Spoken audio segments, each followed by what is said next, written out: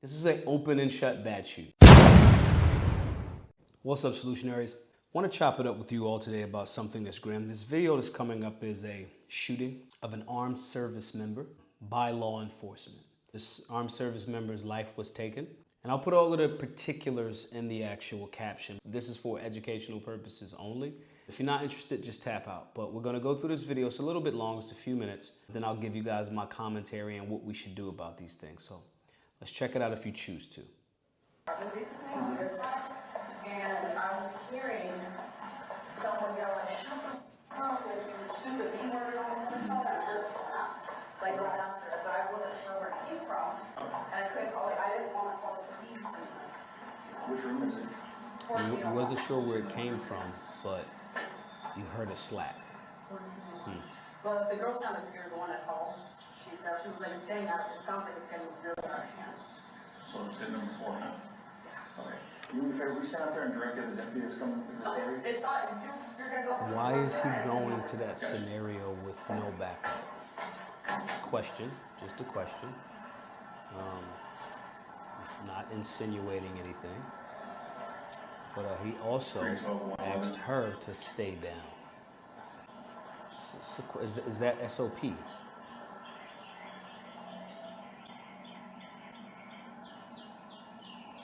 He's listening. Here's nothing. No yelling, no screaming, no slapping.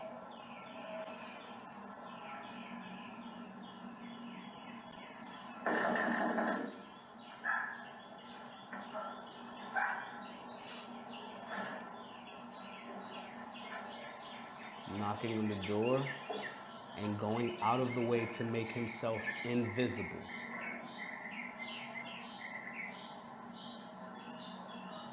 As it stands right now, there's no conversation about a firearm, not based on what the young lady was telling him that led him up to that room. So why he would be hiding as if there was a threat? It's weird. Sheriff's office, open the door!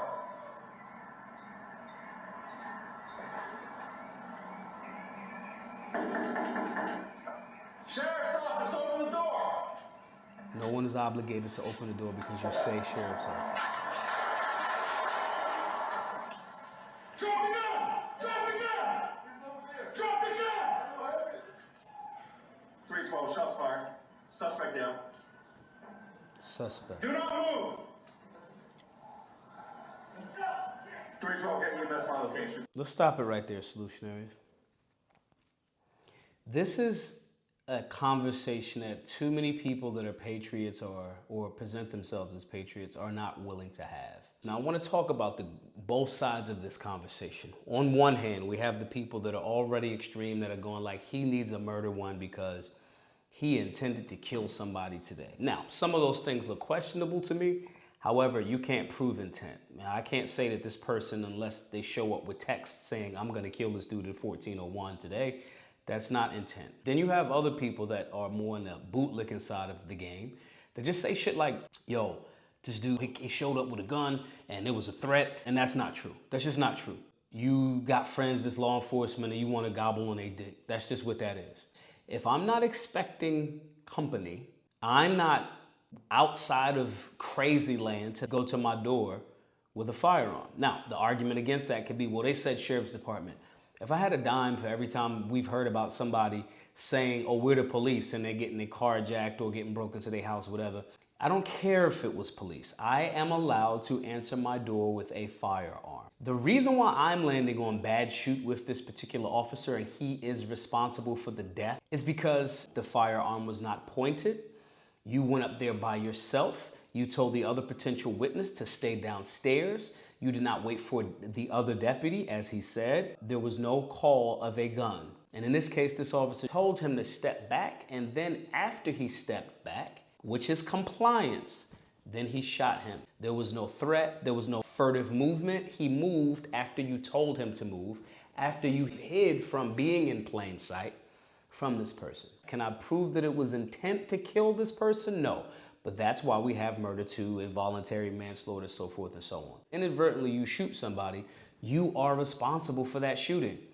One of the things that we teach all of our students in the BGM basic firearms class is every round that comes out of your firearm has a potential criminal and civil association associated with it. And this officer took the life of an American and he should be held accountable. That's just it. If you can't basically say that, then you're a piece of shit. Americans have rights. It is codified in our founding documents that we have the right to keep and bear, to keep them and to hold firearms. If the mere presence of a firearm makes you think you get to shoot people, then you should be shot.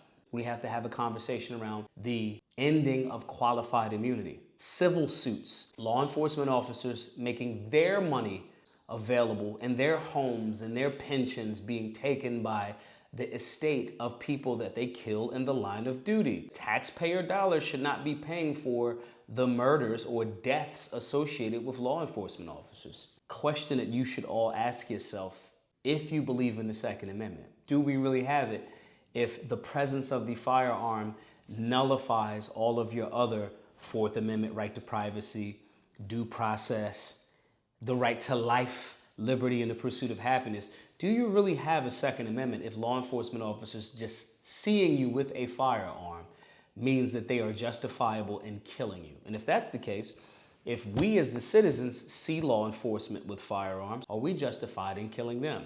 These are the questions that are difficult that we have to ask, and you have to be honest about that. I don't know, y'all may think I'm wrong for whatever reason, or if you know that you would like to know how to handle yourself if and when possibly you're ever in that scenario, go over to solutionaryuniversity.org, register for our upcoming BGM Firearms Basics class, as well as Understanding Imminent Threat. These classes are available to all. They're only $20. They're online, and we do them every week so we can start putting our mind through these processes to recognize where we stand, what we can do, what tools we have, and the skills that we can develop to be strong, well-rounded citizens. But again, you guys comment your perspective below. My name is Maj Toure, the founder of Solutionary University. Hope to see you all in class. Be safe, be solutionary.